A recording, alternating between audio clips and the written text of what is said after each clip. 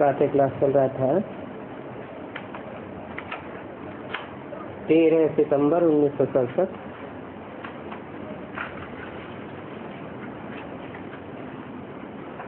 तीसरे पेज में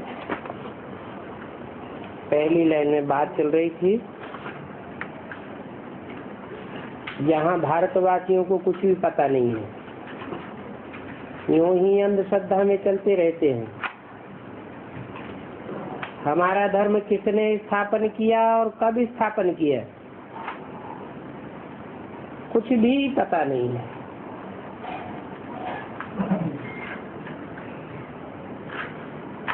जो भी धर्म स्थापन होते हैं, धर्म पिता के नाम पर उनका नाम पड़ता है। यहाँ तो नाम दे देते हैं हिंदू धर्म,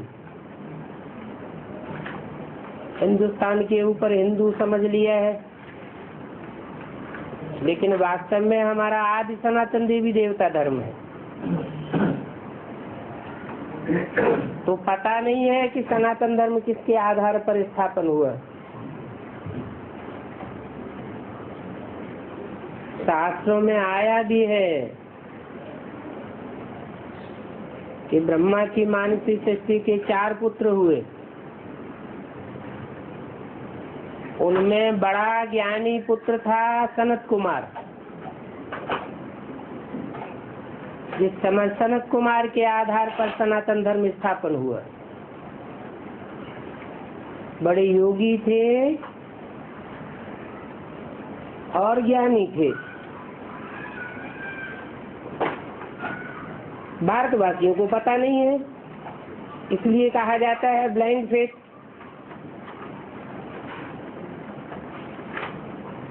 अभी तुम भी पुजारी हो, अभी पूजी बन रहे हो।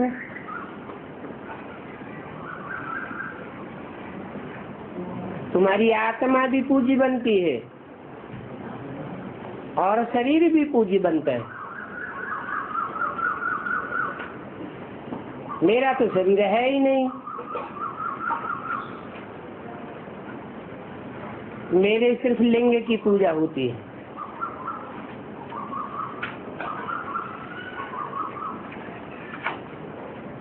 तुम्हारी आत्मा की भी पूजा होती है तो फिर शरीर की भी पूजा होती है। देवता बनते हो तो पूजा होती है ना। और बाप तो है ही निराकार, वो सदैव पूज्य है।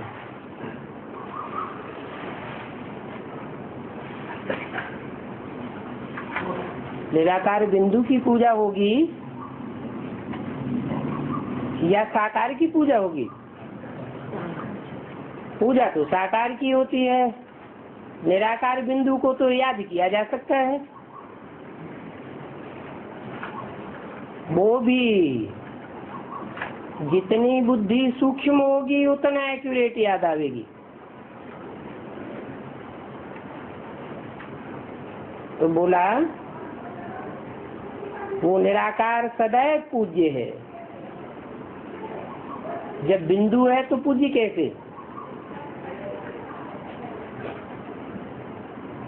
निराकारी स्टेज में सदा पूजा जाता है। किस रूप में पूजा जाता है? नहीं, बिंदु की पूजा होती नहीं, लिंग रूप में पूजा जाता है। जो लिंग रूप है वो बड़ा रूप साकार की यादगार है, लेकिन साकार होते हुए भी जैसे हाथ पांव नाक आंख कान नहीं है, इंद्रियां जैसे है ही नहीं। इंद्रियों से कर्म करते हुए भी जैसे कर्म न किया, कर्म बंधन ही नहीं बंधता, अकर्ता कहा जाता है। इसलिए सदैव पूज्य है। वो कब पुजारी बनते ही नहीं। तुम बच्चों के लिए कहा जाता है आप ही पूज्य, आप ही पुजारी। बाप तो एवर पूज्य है। पूजा का आधार क्या है? प्योरिटी। तो बाप सदैव पवित्र है, अपवित्रता की कोई बात हो नहीं सकती। कोई टाइम पर नहीं, कोई स्थान पर नहीं, वैयक्तिक रूप में नहीं, एवर पूज्य है। यहाँ आकर के बाप सबकी सेवा करते हैं, सबको सदगति देते हैं। बाप कहते हैं अब माम एकम याद करो, दूसरे कोई देहधारी को याद नहीं करना है। यहाँ तो ऐसे बहुत हिंदू हैं जो मुसलमानों की जाए पूजा करते हैं। उन मुसलमानों को जाकर के पांव पड़ते हैं।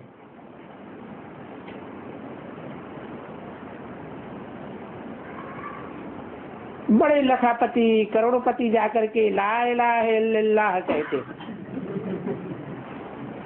अब कितनी अंधश्रद्धा है। बाप ने तुमको अब हम सो का अर्थ समझाया है, और तो कह देते हैं कि वो हम। अब आत्मा तो शिव बन नहीं सकती। आत्माएं सब जीवन धारण करने वाली है। एक परम पिता परमात्मा ही है जो प्रवेश करता है जीवात्मा में, और प्रवेश करके सारा कार्य संपन्न कराता है। वो कह देते हैं आत्मा सो परमात्मा। अभी बाप ने करके बताया है कि हर आत्मा सो परमात्मा नहीं हो सकती। जज करो, भक्ति मार्ग में हमने कितना राइट सुना और कितना रंग सुना। अभी बाप आकर के राइट ही बताते हैं। वास्तव में हम सो का अर्थ बहुत लंबा चौड़ा है। क्या लंबा चौड़ा है? हम सो देवता, फिर नीचे उतरते हैं तो क्षत्रिय, फिर वैश्य है, फिर शूद्र है। विराट रूप सारा ही समाया जाता है।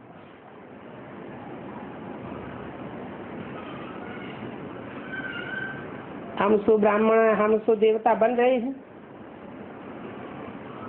क्षत्रिय बनेंगे, शूद्र कुल में आवेंगे।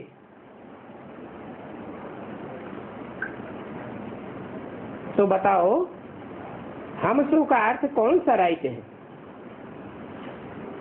हम आत्मा ऐसे ऐसे चक्र में आती है। यादगार में विराट रूप का चित्र भी है। इसमें चोटी ब्राह्मण और बाप को नहीं दिखाया है।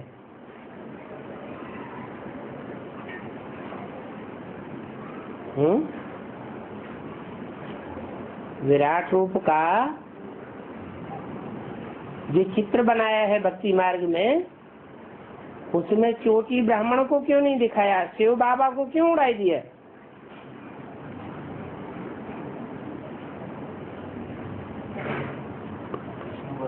शिव बाबा के बगैर देवताएं कहाँ से आवेंगे?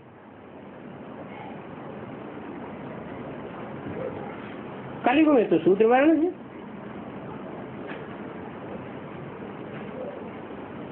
सतयुग में फट से देवता वर्ण कैसे बन जाएगा? पहले शूद्र सो ब्राह्मण बने, ब्राह्मण सो फिर पुरुषार्थ करके देवता बने। कुछ भी समझ नहीं है। भक्ति मार्ग में कितने मनुष्य रहते हैं? कोई ने ग्रंथ पढ़ लिया, उनको ख्याल आया तो मंदिर बना लिया, बस तो ग्रंथ ही बैठ करके सुनावेंगे। बहुत मनुष्य जाते रहते हैं और बहुत फॉलोअर्स बन जाते हैं। फायदा तो कुछ भी नहीं होता।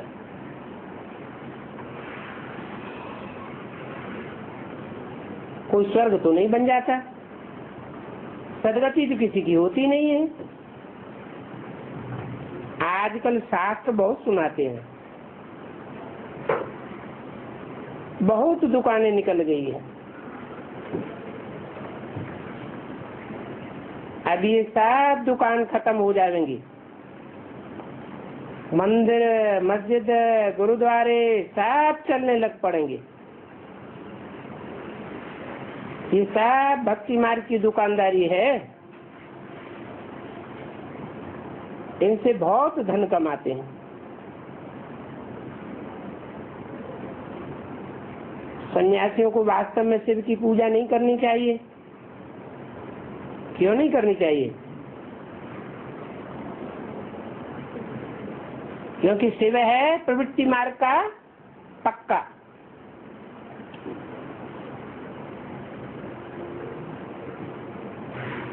तुम बच्चे भी प्रवृत्ति मार्ग के पक्के हो, और जो भी धर्म है वो प्रवृत्ति मार्ग के पक्के नहीं है। वास्तव में सन्यासियों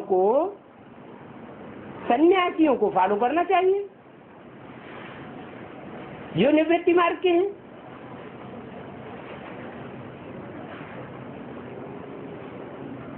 शिव शंकर की तो जोड़ी है, एक निराकार एक साकार। परंतु निराकार साकार की जोड़ी कैसे होगी?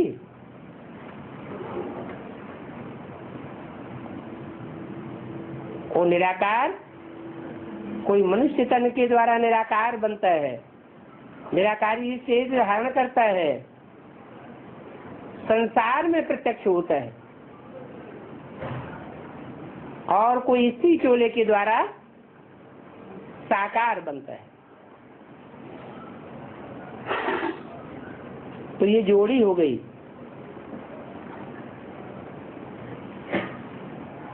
उनको माता पिता कहा जाता है, सारी सृष्टि का माता पिता, जगत का माता पिता। तो जो जगत के माता पिता हैं, आदि में भी माता पिता, अंत में भी माता पिता।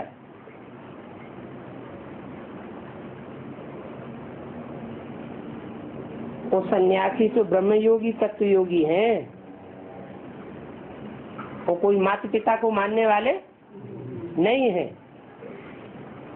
जैसे भारतवासी वास्तव में देवी देवता धर्म के थे, परंतु हिंदुस्तान में रहने के कारण हिंदू धर्म कह दिया है।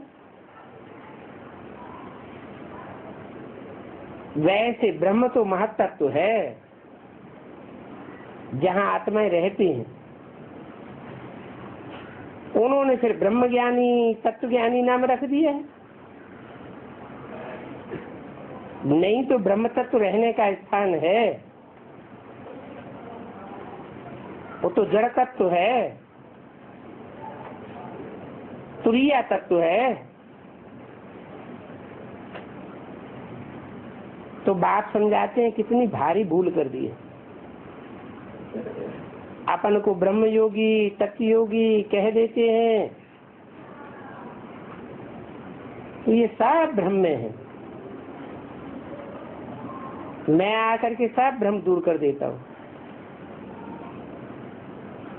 भक्ति मार्ग में कहते हैं, हे प्रभु तुम्हारी गति न्यारी। कैसे न्यारी? मनुष्यों की जो मत है, तुंडे तुंडे मत भिन्न, सच्चाई किसी की बुद्धि में नहीं है। सत्य तो एक बाप आकर के बताते हैं, और जो सत्य बताते हैं वो दुनिया वालों की मत से नहीं मिलता। इसलिए बोलते हैं तुम्हारी गतिमति न्यारी। अब वास्तव में गति तो कोई कर ही नहीं सकता, सब दुर्गति करने वाले हैं। बाप ही आकर के सदगति करते हैं। एक की मत पर जो चलते हैं उनकी सदगति होती है। बाप के आने पर भी अगर अनेकों की मत पर चलते हैं तो दुर्गति की शूटिंग कर लेते हैं। यहाँ एक की मत कितनी कमाल कर देती है, सारी विश्व को चेंज कर देती है। आगे पीछे सारी विश्व को चेंज जरूर होना है। अभी तुम बच्चों की बुद्धि में है कि इतने सब धर्म कैसे आते हैं, कैसे आते हैं?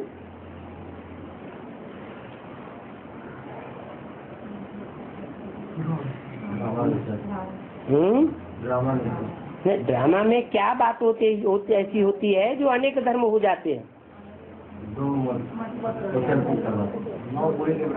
हाँ, अनेक मतें जो होती हैं उन अनेक मतों को धारण करने वाले कोई मुखिया हैं, वो पावरफुल आत्माएं हैं, बड़े बड़े हठवादी हैं। जितनी पहचान उनको बाप की होती है उस पर पक्के हो जाते हैं। बाकी जितना वो नहीं पहचान पाते उसको नहीं मानते, अंत तक भी नहीं मानते, तो नंबरवार बन जाते हैं। फिर उनके सेक्शन की जो आत्माएं हैं वो उनमें जाए मिलती हैं, अपने अपने सेक्शन में जाए रहते हैं। ये सब ड्रामा में नूद है, ये भी बच्चे जानते हैं। दिव्य दृष्टि दाता तो एक ही बाप है। बाबा को कहा कि बाबा ये दिव्य दृष्टि की चाबी हमको दे दो, हमको ये चाबी दे देंगे तो हम किसी को भी साक्षात्कार करावेंगे। बाबा बोला नहीं, ये चाबी किसको नहीं मिल सकती। इस चाबी के एवज में मैं तुमको विश्व की बादशाही देता हूँ, चाबी नहीं दे सकता।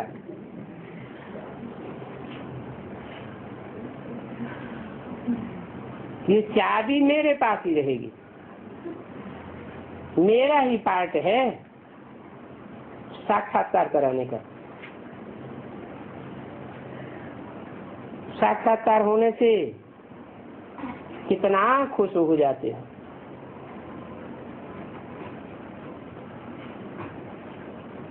परंतु इतने साक्षात्कार भक्तों को हुए, उससे मिलता तो कुछ भी नहीं है। जब साक्षात्कार से मिलता कुछ भी नहीं है, सिर्फ अल्पकाल की खुशी मिल जाती है, खुशी हो जाती है। क्योंकि जिनकी भक्ति करते हैं वो चैतन्य में दिखाई पड़ते हैं। तो ऐसे बहुत कहते हैं कि हमको शिव बाबा का साक्षात्कार हो तो मैं शिव बाबा का बन जाऊंगा। बाप कहते हैं इस साक्षात्कार से कोई फायदा नहीं। मीरा को साक्षात्कार हुआ, परंतु मीरा कोई मुक्ति में थोड़ी चली गई, न जीवन मुक्ति में गई। मनुष्य समझते हैं मीरा बैकुंठ में रहती थी, परंतु इस दुनिया में बैकुंठ कहाँ से आया? बैकुंठ तो बाप आकर के स्थापन करते हैं। ये सब साक्षात्कार की बातें हैं। बाप बैठ सब बातें समझाते रहते हैं। इनको इन ब्रह्मा को भी पहले बैकुंठ का साक्षात्कार हुआ, तो ये बहुत खुश हो गया। वो भी जब देखा मैं बैकुंठ का महाराजा बनता हूँ, विनाश भी देखा, फिर राजाई का भी देखा, तो निश्चय बैठ गया, ओहो मैं तो मालिक बनता हूँ। फिर बाबा की प्रवेशता हो गई, बस बाबा ये सब आप ले लो, हमको तो विश्व की बादशाही चाहिए, और तुम बच्चे भी ये सौदा करने आए हो क्या? कि हमारे पास जो कुछ है तो आप ले लो और बदले में हमको विश्व की बादशाही दे दो। जो ज्ञान उठाते हैं उनको फिर भक्ति से जैसे नफरत आ जाती है। क्या पहचान बताइए ज्ञानियों की? जितना जितना ज्ञानी होगा उतना भक्ति से दूर चला गया होगा। भक्ति के संस्कार अगर देखने में आते हैं तो इससे साबित होता है अभी ज्ञान पूरा बुद्धि में बैठा नहीं। 13 सरस्वती की वाणी का चौथा पेज। तो जिनकी बुद्धि में ज्ञान बैठ जाता है, भक्ति के संस्कार उड़ जाते हैं, वो तो पक्का ज्ञान को पकड़ लेते हैं। क्योंकि पहले जो भक्त होते हैं वो अव्यभिचारी भक्ति करते हैं, बाद में आने वाले भक्त व्यभिचारी भक्ति करते हैं। तो जो व्यभिचारी भक्ति करते हैं उनकी बुद्धि में ज्ञान समाये न सके। क्यों नहीं समझ सकता? क्योंकि ज्ञान एक से आता है और भक्ति अनेकों से आती है। बहुत हैं जो भल ज्ञान भी लेते हैं फिर भी उनकी भक्ति करने की हेर पड़ी हुई है। अम्बा का दर्शन करना, यह करना, तीर्थों आदि पर जाना छूटता ही नहीं। ज्ञान भी लेते रहते हैं और भक्ति भी करते रहते हैं। ऐसी हेर पड़ी रहने वाले फिर चले जाते हैं। सेंटर संभालने वाली ब्राह्मणी भी कोई के साथ यात्राओं पर चली जाती है।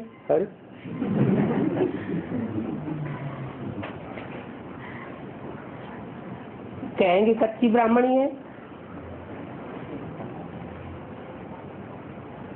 कोई कहते हैं हमारे साथ तीर्थ यात्रा पर चलो, हम सारा खर्चा करेंगे, तो घूमने फिरने चली जाती है। बाप कहते हैं घूमना फिरना भूतों का काम है। बिना कोई लक्ष्य के, बिना कोई कारण के इधर उधर आना जाना करना, ये सब क्या है? ये सब भूतों का काम है। जैसे भूत प्रेत योनियों वाली आत्माएं ऐसे ही घूमती रहती है, खुद भी तंग होती और औरों को भी तंग करती। तुम बच्चों को तो भारत की सेवा में मददगार बनना है। तुम जैसे ही इधर उधर कहीं घूमना फिरना नहीं कर सकते। घूमने फिरने में तो फालतू पैसा खर्च होता है, तन की शक्ति नष्ट होती है और मन की ताकत भी घूमने फिरने की प्लानिंग बनाने में नष्ट होती है। तुम्हें तो फुरी तालाब भरना है। कहते हैं बाबा हमारा ये 1-2 रुपया के ईंट लगाई देना। बाबा कहते हैं तुम्हारा ये बहुत बन जाएगा। तुम तो पदमा पदमपति बनने वाले हो। शास्त्रों में गायन है, गरीबों को क्या गायन है? कोई गरीब ब्राह्मण का गायन है? 2 मुट्ठी चावल दिए तो महल मिल गए। सुदामा की चावल मुट्ठी का गायन है ना। बाप को कहा ही जाता है गरीब निवास।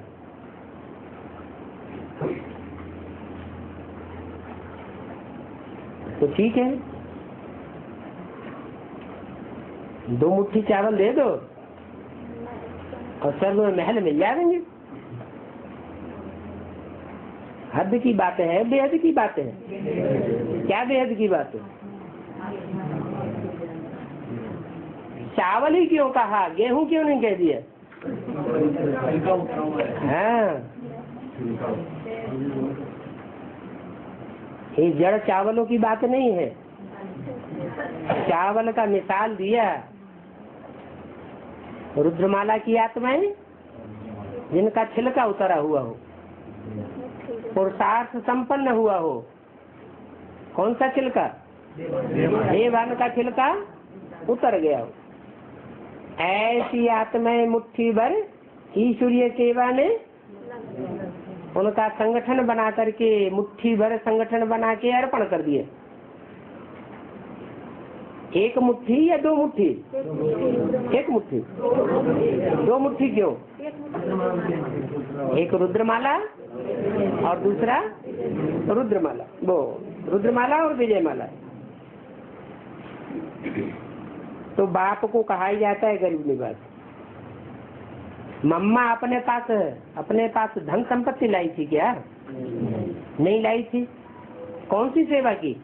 तन की सेवा दिल से की तो कितना ऊंच पद बन जाता है। सतयुग में जाए क्या बनेगी? महारानी बनेगी। तो जिन गरीबों के पास कुछ भी नहीं है उनको भी बहुत मिल जाता है। यहाँ जो गरीब हैं वो वहाँ बहुत साहूकार बन सकते हैं। कैसे? गरीब हैं तो उनको अहंकार कुछ भी होगा नहीं। धन का अहंकार नहीं होगा, मान मर्तबे का अहंकार नहीं होगा, महलवाणियों का अहंकार नहीं होगा। वो ईश्वरीय ज्ञान रत्नों की बहुत कदर करेंगे। ज्ञान रत्नों की जो कदर करते हैं जैसे भगवान की कदर करते हैं। भगवान भी क्या कहते हैं? मुरली से प्यार माना मुरलीधर से प्यार। तो बाप कहते हैं ये ज्ञान रतन तुम्हारे जन्म जन्मांतर के लिए स्थूल रतन बन जाएंगे। आत्मा में वो संस्कार भर जाते हैं। जो साहूकार हैं वो तो यहाँ इस दुनिया में ही अपने को स्वर्ग में समझते हैं।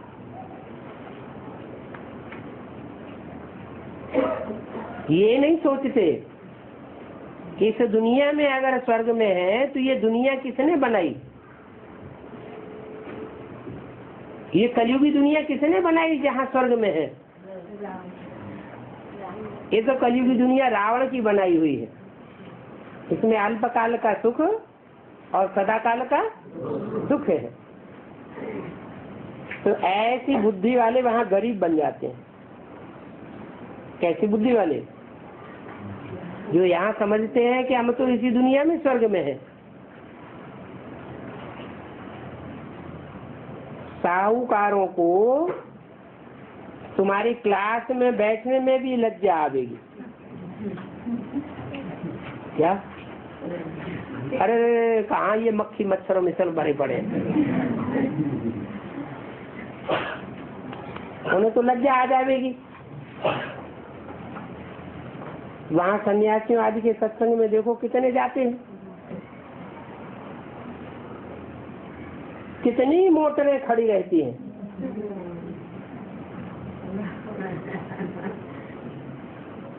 उनका बड़ा भवका रहता है। लाखों की तादाद में मनुष्य जाते हैं, बड़े बड़े मजे में लगते हैं, और बाप कहते हैं मैं बड़े बड़े मजमों में जाता ही नहीं, जहाँ लाउड स्पीकर पर पढ़ाई पढ़ाना पड़े। थोड़े थोड़े बच्चों का ग्रुप लेकर के उनको समझाता हूँ। लाउड स्पीकर की दरकार ही नहीं। लाउड स्पीकर पर प्रश्न कैसे पूछेंगे? बच्चे प्रश्न पूछना चाहें तो प्रश्न तो पूछ नहीं सकते, आवाज वहां पहुंचेगी नहीं। बाप आते ही है राजयोग सिखाकर राजा बनाने। राजा बनाने आते हैं या प्रजा बनाने आते हैं? राजाएं कम होते हैं और प्रजा तो ढेर की ढेर होती है। तो राजाओं को पढ़ावेंगे तो थोड़ों को पढ़ावेंगे या ढेर के ढेर को पढ़ावेंगे? थोड़ों को पढ़ाते हैं। अभी तुम समझते हो। जहाँ लाखों मनुष्य जाते हैं वो तो झूठ सुनने जाते हैं। पहले नंबर की झूठ है जो कहते हैं भगवान सर्वव्यापी है।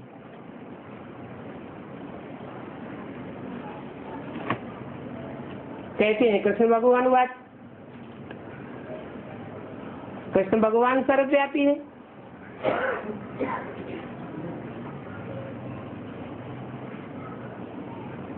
अब कृष्ण तो ज्ञान देता ही नहीं है।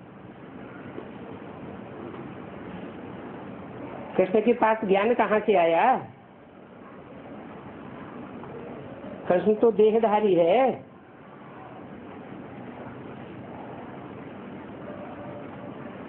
कृष्ण देहधारी है और धर्म पिताएं देहधारी नहीं है, वो भी देहधारी है। फिर उनकी निराकारी स्टेज कैसे देखने में आती है? उनकी निराकारी स्टेज अल्पकाल की है। जैसे ही देहधारी के संसर्ग संपर्क में आते हैं, आत्मा प्रवेश करती है, उनकी स्टेज नीची हो जाती है। सच्चा सदैव सच्चा रहेगा और झूठा जैसे मुलम्मा सोना सदैव तो सच्चा दिखाई नहीं पड़ सकता। तो बाप कहते हैं कि भक्ति है अज्ञान। रावण के अनेक सिरों से आता है ये अज्ञान, और ज्ञान सागर बाप एक ही है। भक्ति में जो भी रहते हैं उनके लिए कहा जाता है कि वो कुंभकर्ण की नींद में सोए हुए हैं। कब जागेंगे? जब भंभोर को आग लगेगी तब ये कुंभकर्ण जागेंगे। लिखा हुआ भी है। आखिरी में पांडवों की जीत हुई और कौरव हार गए। आखिरी में जीत क्यों हुई? सच्चाई की जीत तो पहले भी होनी चाहिए, मध्य में भी होनी चाहिए। पांडवों की जीत आदि में मध्य में क्यों नहीं दिखाई देती? नहीं, 63 जन्मों के किए हुए पाप कर्म हैं। ये वही जन्म जन्मांतर के राजाएं हैं जिन्होंने भगवान बाप से राजाई सीख कर, राजयोग सीख करके अनेक जन्मों की राजाई प्राप्त की है। फिर कुसंग में आते हैं तो संग का रंग लग जाता है, बहुत पाप कर्म करते हैं। बाप जानते हैं कि इनको कुसंग का रंग लगा है, इसलिए महापापात्मा की लिस्ट में आ गए हैं। तो जब तक अनेक जन्मों का पाप कर्मों का बोझा न उतरे तो प्रत्यक्षता कैसे हो जाएगी, विजयी कैसे बन जाएंगे। इनके पाप कर्म इनको विजयी नहीं होने देते, माया सवार हो जाती है।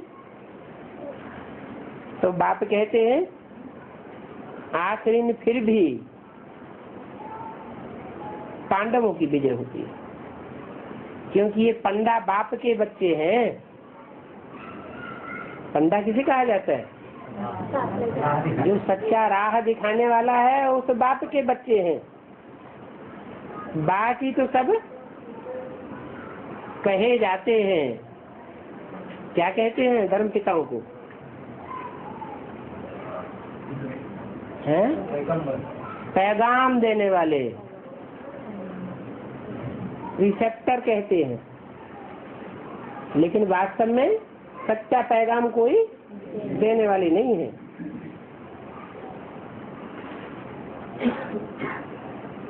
तो कौरव पांडवों की लड़ाई लगी, फिर दिखाते हैं लड़ाई का नतीजा क्या हुआ। नतीजा कुछ भी नहीं। द्वापर के अंत में कौरव पांडवों की लड़ाई हुई, महाभारत युद्ध हुआ। युद्ध होने के बाद रिजल्ट कुछ भी नहीं, पापी कलयुग की स्थापना हो गई। ऐसे गीता पढ़ने वाले बहुत होंगे, उनसे पूछो कि भगवान आया, भगवान ने पांडवों को राजयोग सिखाया, रास्ता बताया, महाभारत लड़ाई हुई, फिर रिजल्ट क्या हुआ।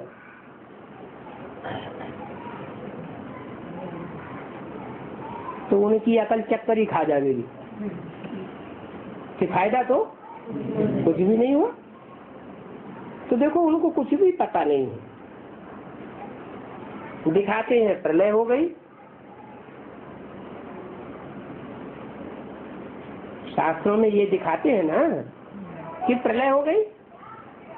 प्रलय अर्थात सब कुछ लीन हो गया, प्रकट रूपेण सब लीन हो गया, कुछ भी बचा नहीं। प्रलय होने के बाद फिर दिखाते हैं सागर में पीपल के पत्ते पर कृष्ण आया।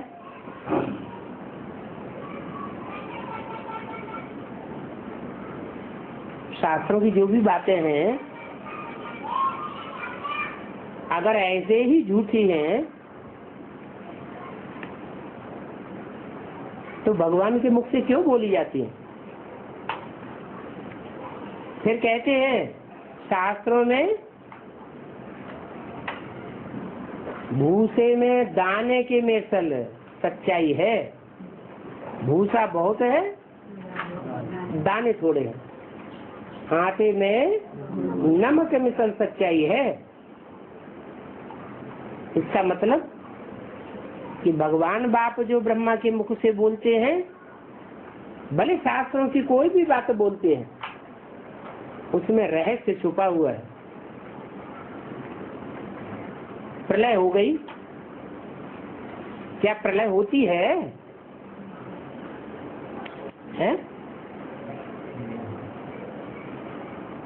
प्रलय नहीं होती है, परंतु मन बुद्धि रूपी आत्मा परमात्मा बाप की याद में लीन हो जाती है। संकल्प विकल्पों का जितना भी भंडार है वो सब खलास हो जाता है। फिर दिखाते हैं कि पीपल के पत्ते पर कृष्ण आया। ये कौन से समय की बातें हैं?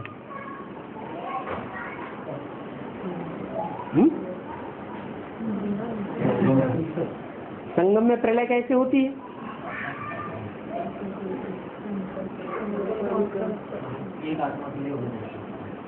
सभी के लिए होनी है, आगे पीछे नंबर बार सब बीज रूप स्टेज में जाने हैं। बीज रूपी स्टेज में जाना माने सब खलास हो गया, आप मुए मर गई दुनिया। फिर शूटिंग शुरू होती है। तो दिखाते हैं सागर में पीपल के पत्ते पर कृष्ण बड़ी मौज में अंगूठा चूसते हुए आया। तो सब लीन ही हो गया, तो पीपल का पत्ता कहाँ से आ गया?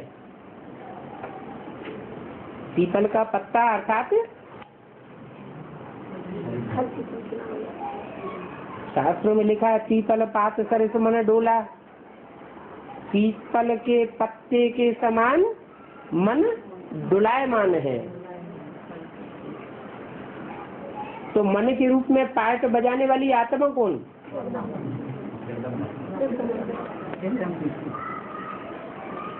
वो तो पीपल के पत्ते पर आया, मना पीपल के पत्ते में प्रवेश किया, तो पीपल का पत्ता तो कोई दूसरा होगा ना।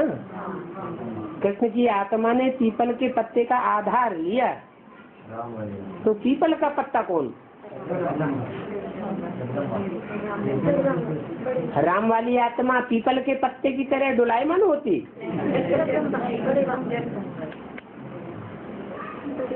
अगर वो ही पीपल के पत्ते की तरह डुलायमान हो जाएगी तो फिर निश्चय बुद्धि कौन बनेंगे?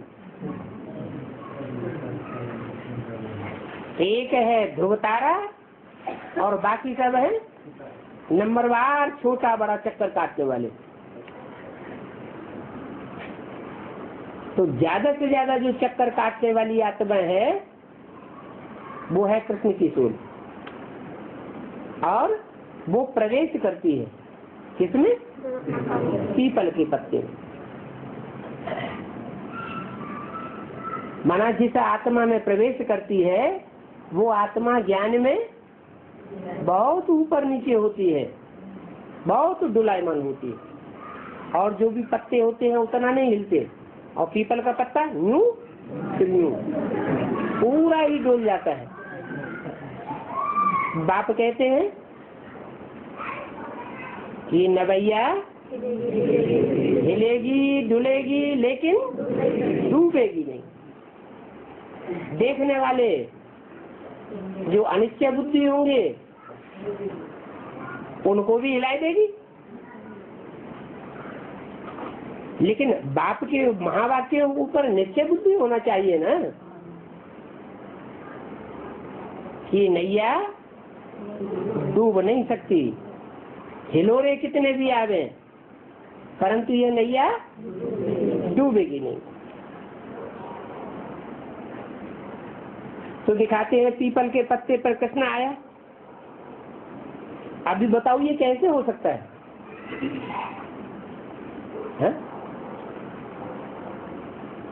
ऐसे हो सकता है कि कृष्ण की आत्मा उस पीपल पात जिसका सरिस मन डोला, पीपल के पत्ते की तरह जिसका मन डोलायमान होता है, ऊपर नीचे होती है जो आत्मा, उसमें कृष्ण की सोल बड़े आराम से प्रवेश करके अपनी आत्मिक स्मृति का अंगूठा चूसती है।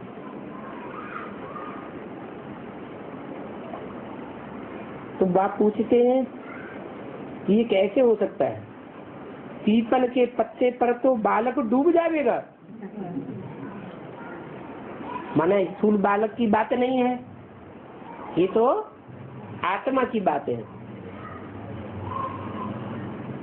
और आत्मा तो पावरफुल है। पावरफुल आत्मा पीपल के पत्ते के मिसल डुलायमान आत्मा में प्रवेश करती है। मनुष्य तो सब सत सत्य कहते रहते कि हाँ पीपल के पत्ते पर कोई बालक सागर में था और वो बालक बड़े आराम से लेटा हुआ था। बड़ी प्रलय तो होती नहीं है। कब?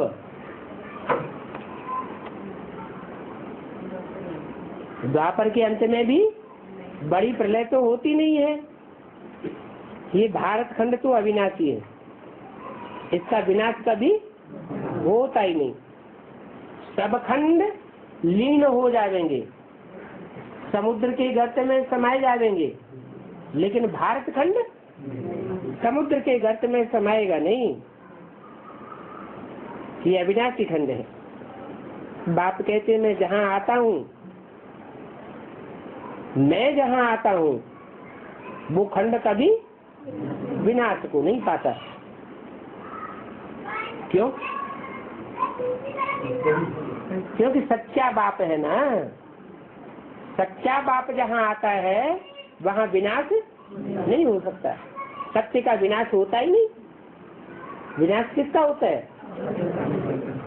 असत्य का विनाश होता है। असत्य न पहले था और न रहेगा। ये धर्म खंड, इब्राहिम बुद्ध क्राइस्ट के धर्म खंड, ये पहले थे क्या भारत में? दुनिया में थे। भारतवासियों की भी बुद्धि में भी नहीं थे। और दुनिया का कोई मनुष्य इन धर्म खंडों के बारे में 2500 साल पहले जानता ही नहीं था। 2500 साल के अंदर ही ये धर्म खंड आए। तो विनाशी धर्म खंड है ना, न पहले थे और न अंत में रहेंगे।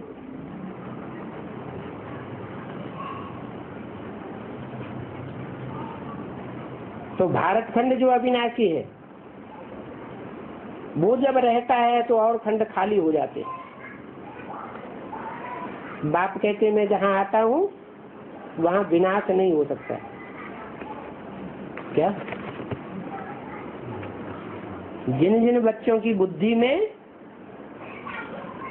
मैं आता हूँ, माने जिनकी बुद्धि में बाप की याद समाई जाती है, उनका विनाश नहीं हो सकता। तुम जानते हो,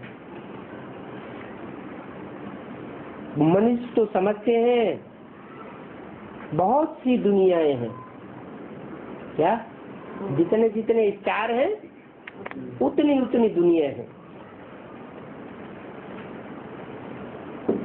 परंतु ऐसा तो हो नहीं सकता।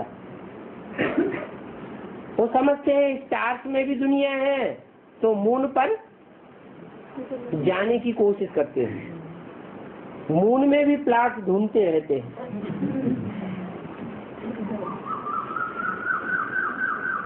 अब वहां तो जीवन ही नहीं है। कोई भी स्टार में दुनिया होने का सवाल ही नहीं है। क्यों? क्योंकि सूर्य से निश्चित दूरी चाहिए। जैसे पृथ्वी के ऊपर भी जहाँ तिरछी किरणें सूर्य की पड़ती है, उत्तरी ध्रुव और दक्षिणी ध्रुव, वहाँ इतनी सर्दी है, इतनी ठंडी है कि 12 मास बर्फ ही बर्फ जमी रहती है। तो पृथ्वी में ही थोड़ी सी दूरी होने पर जीवन खलास हो जाता है। जहाँ निश्चित दूरी है वहाँ जीवन है। तो और जो स्टार्स हैं वो तो पता नहीं कितने दूर हैं और कितने नजदीक है। वहाँ तो जीवन होने का सवाल है ही नहीं।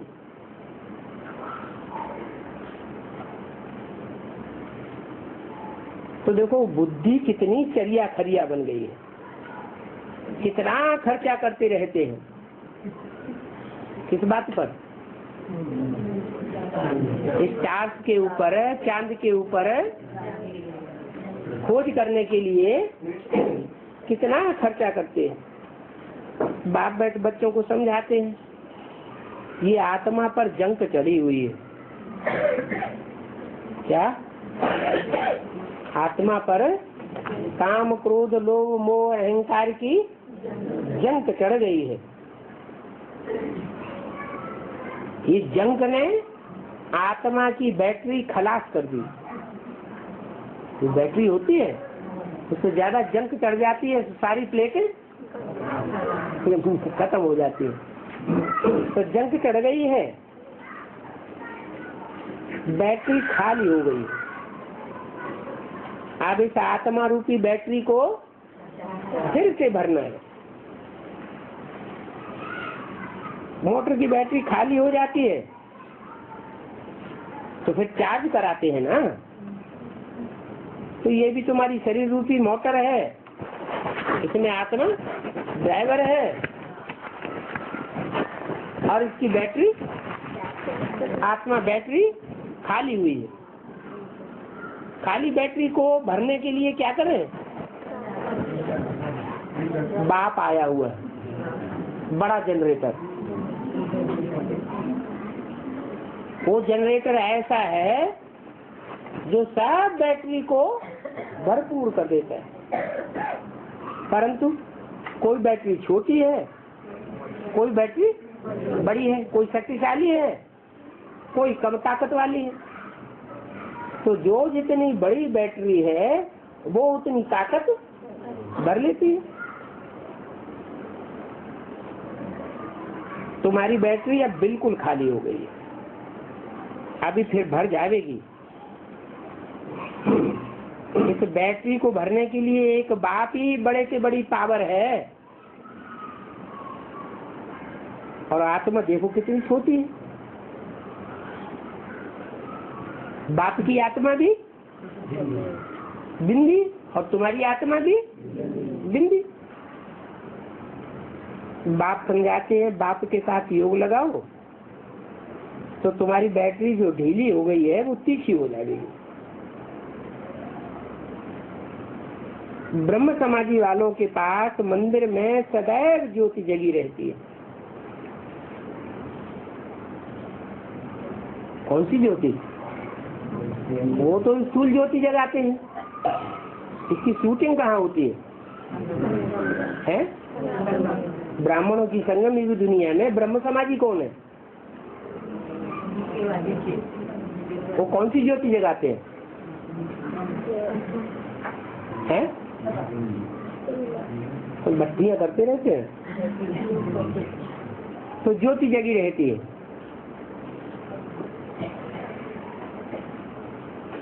उस ज्योति को वो ईश्वर समझते हैं। परंतु ज्योति से क्या होगा? जब याद में बैठते हैं तो किसको याद करते हैं?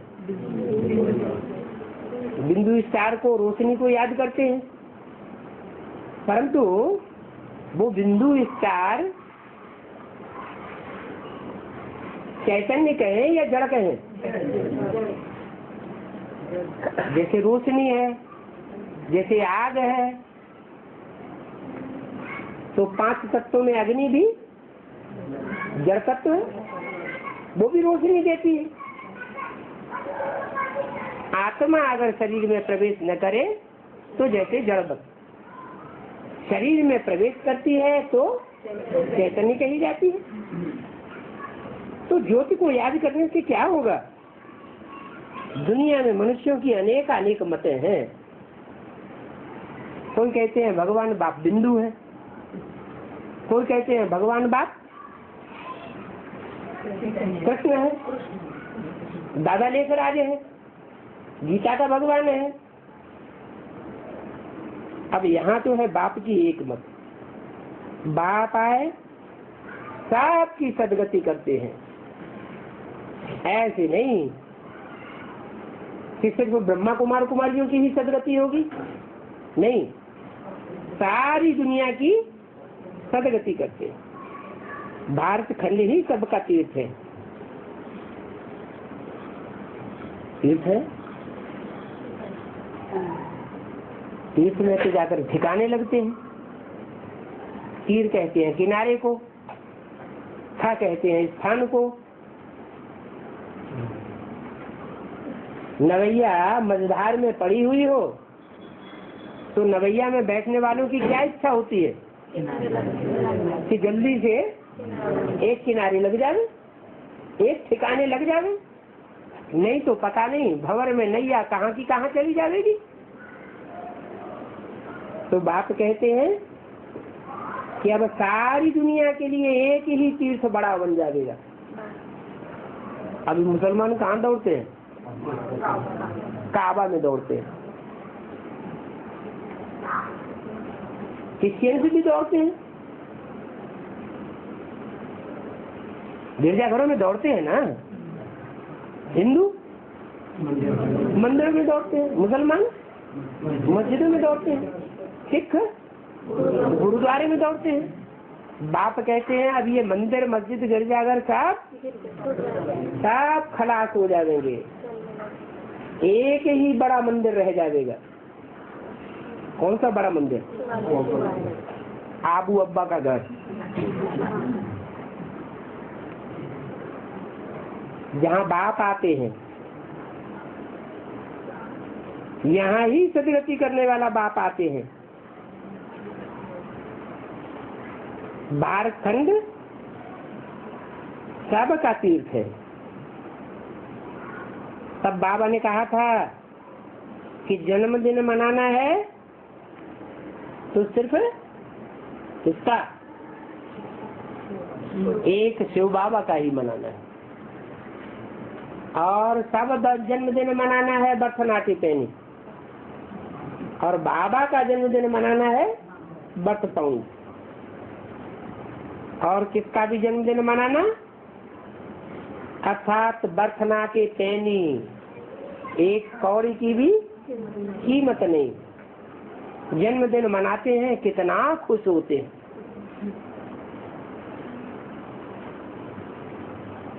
जैसे जो जन्म जिसने लिया है इस दिन, वो कोई बहुत बड़ा काम करके जाएगा। बाप कहते हैं ये सब बर्थनाटी पैनी।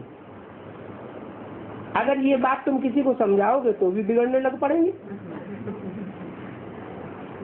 कि तुम ऐसे टाइम पर ऐसे परिवार में आकर के तुम बर्थनाटी पैनी कहते हो।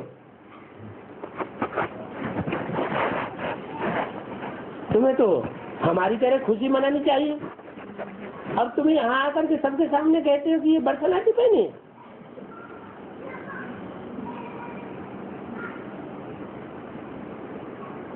तो बिगड़ने लग पड़ते हैं।